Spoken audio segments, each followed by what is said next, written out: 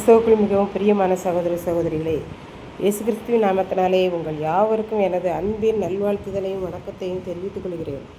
இன்றைய பகலின் குளிர்ச்சியான நாளின் தியான வசனம் எஸ்ரா 8ஆம் அதிகாரம் 21ஆம் வசனம்.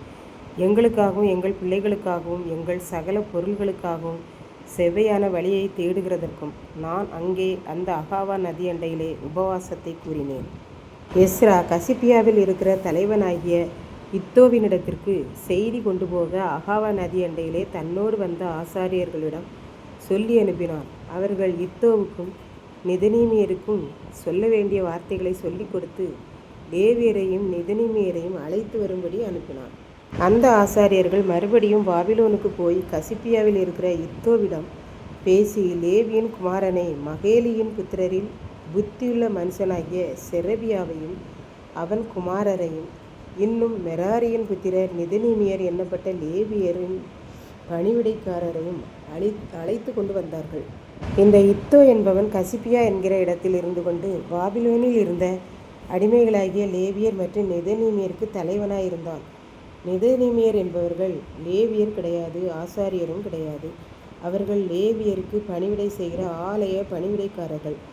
பலி செலுத்துவதற்கு விறகு ஆயத்தம் பண்ணுதலிலும் தண்ணீர் எடுத்தலிலும் அவர்கள் அதை கலந்து கொண்டு அந்த வேலையை தான் அவர்கள் செய்வார்கள்.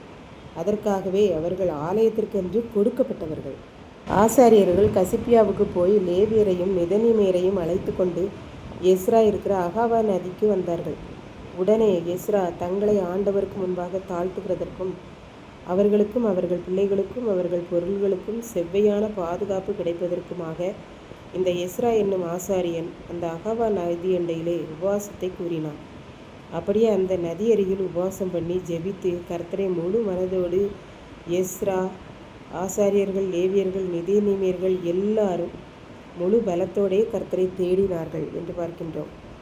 இப்படித்தான் ஒரு ஊரில் ஒரு குடும்பம் வீடு கட்ட வேண்டும் என்று தீர்மானித்து ஒரு இடத்தில் நிலம் வாங்கினார்கள். அவர்கள் வீடு கட்டுவதற்கான ஆயத்தங்கள் எல்லாம் செய்துவிட்டார்கள். அரசாங்க அனுமதி மற்றும் தண்ணீர் வசதி எல்லாம் முடிந்துவிட்டது. இப்போது அவர்கள் வீட்டிற்கு செல்ல, பொருள்கள் கொண்டு செல்ல வீடு கட்டுவதற்கு நடைபாதை சரியில்லை. குறுகலான பாதையாகவும் கற்கள் முட்கள் என்று இருக்கிற எல்லாமே அது பாதை செவ்வையானதாக. ஆகவே அவர்கள் பாதை கொஞ்சம் விரிவாக வேண்டும் இருந்தது. கார், லாரி எல்லாம் செல்லும்படியான பாதையாக கிடைக்க வேண்டும் என்பதாலே குறுகலான பாதையின் அருகில் உள்ள நிலத்துக்காரர்களிடம் போய் பேசி கொஞ்சம் பணம் கொடுத்து அவர்களிடம் பாதைக்கான நிலத்தை வாங்கினார்கள். அதன் பின்பு அதற்கான வேலிகளை போட்டார்கள். பின்பு அந்த பாதையிலே கிடக்கிற கற்கள் முட்கள் எல்லாவற்றையும் பொறுக்கிவிட்டனர். இறுதியாக அந்த பாதையில் மேடு பள்ளங்களை எல்லாம் மண்வெட்டி மூலம் கருவிகளை கொண்டு சமமான தரையாக்கினர். இப்பொழுது அவர்கள் வீடு கட்டுவதற்கான சரக்குகள் கொண்டு செல்லும்படியாகவும் தங்கள் வீட்டுக்கு காரில் செல்லும்படியாகவும் பாதையானது செவ்வைப்படுத்தப்பட்டது.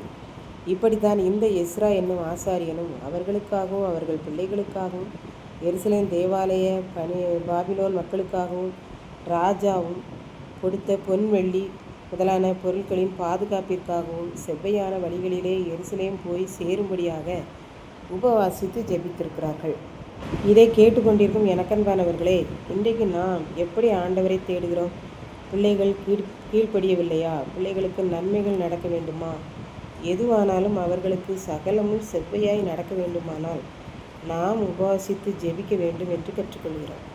நமக்கும் நமது பிள்ளைகளுக்கும் நமது பொருள்களுக்கும் செவ்வையான பாதுகாப்பிற்காக நாம் உபவாசித்து ஜெபித்து ஆசீர்வாதங்களை பெற்றுக்கொள்ள வேண்டும். கர்த்தர் தாமே இந்த வார்த்தைகளை ஆசீர்வதிப்பாராக. ஆமென்.